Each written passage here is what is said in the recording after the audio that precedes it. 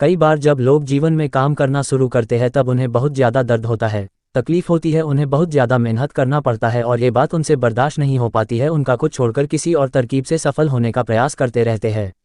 लेकिन याद रखिएगा, इस प्रकार से कोई भी व्यक्ति जीवन में सफल नहीं हो पाता है। याद रखिएगा कि सफलता का मार्ग मेहनत, दर्द और तकलीफ से होकर गुजरेगा और यह आपको सहना ही पड़ेगा, तो इसके लिए आप हमेशा तैयार रहिए।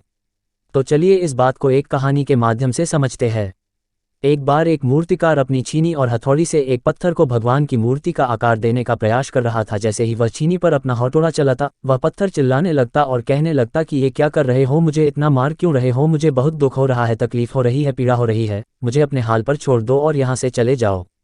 मूर्तिकार ने उस पत्थर से कहा, मुझे बहुत अच्छे से पता है कि तुम्हें बहुत ज़्यादा दर्द हो रहा है, तकलीफ हो रही है और तुम बहुत ही ज़्यादा पीड़ा में हो, लेकिन यदि आज तुमने इस दर्द को नहीं सहा, इस तकलीफ को नहीं सहा, तो जीवन भर तुम यही इसी प्रकार से पड़े रहोगे।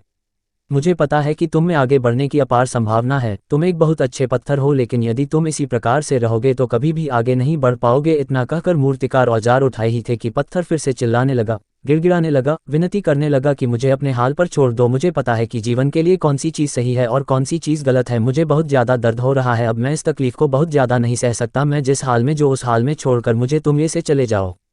उस मूर्तिकार फिर से उस पत्थर को समझाने की कोशिश की, ज़्यादा अधीर मत बनो और अपने सब्र को बनाए रखो, थोड़ी देर और इस दर्द को सहो, यदि इस दर्द को सह लिया तो मैं भगवान की मूर्ति के रूप में तुम्हारी स्थापना करवाऊंगा और फिर दूर दूर से लोग तुम्हारी पूजा करने आएंगे और पंडित और लोग तुम्हारी सेवा करेंगे। लेकिन पत्थर ने उस मूर्तिकार की एक भी बात नहीं मानी, वह चिल्लाता रहा और अपनी बात पर अड़ा रहे।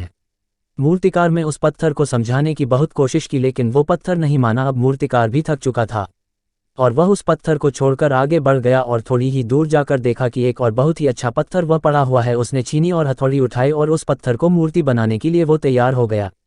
मूर्तिकार ने छीनी और हथौड़ी का वार दूसरे पत्थर पर जारी रखा। दूसरे पत्थर को भी दर्द हुआ, तकलीफ उससे भी हुई, लेकिन उस पत्थर ने बर्दाश्त कर लिया और देखते ही देखते थोड़ी समय के बाद उस पत्थर ने भगवान की मूर्ति का रूप धारण कर लिया। थोड़ी दिन बाद उस मूर्ति की एक मंदिर में स्थापना हो गई। धीरे धीरे करके लोग वह पूजा पाठ करने आने लगे, लोगों की मन्नतें वहां से पूरी होने लगी और वह मंदिर बहुत ही ज़्यादा प्रसिद्ध हो गया। अब धीरे धीरे करके दूर दूर के गांव से लोग वहां पूजा पाठ करने आने लगे। फिर एक दिन और उससे पत्थर को उसी मंदिर में लाया गया और उसे एक कोने में रख दिया गया। अब लोग आते और उस पर नारियल फोड़ते। ये कोई और पत्थर नहीं बल्कि भी पत्थर था जिसने दर्द को नहीं सहा था। अब वो पत्थर मन ही मन बहुत ज़्यादा पछता रहा था, दुखी हो रहा था और अपने आप से कह रहा था कि काश मैंने उस दिन उस दर्द को, उस तकलीफ को सह लिया होता तो आज लोग मेरी भी पूजा करते। इसलिए आप भी अपने जीवन में हमेशा याद रखिएगा कि जब भी आप अपने करियर की शुरुआत में किसी काम को कर रहे हो, पढ़ाई कर रहे हो या कोई भी काम कर रहे हो और उसमें आपको दर्द हो रहा है, तकलीफ हो रही है, ज़्यादा मेहनत करना पड़ रहा है, तो आप रुकिएगा मत, किसी और रास्ते की शुरुआत मत करिएगा, क्योंकि कोई और रास्ता आपको सफलता नहीं दे सकता है। आपको उस दर्द को, उस तकलीफ को सहना ही होगा और उस दर्द को, उस तकलीफ को सहकर आप ज़्यादा मजबूत बनेंगे और तभी आप अपने जीवन में आगे बढ़ पाएंगे। और जीवन में हमेशा याद रखिएगा कि आपको पहले पत्थर की तरह नहीं बल्कि दूसरे पत्थर की तरह बनना है।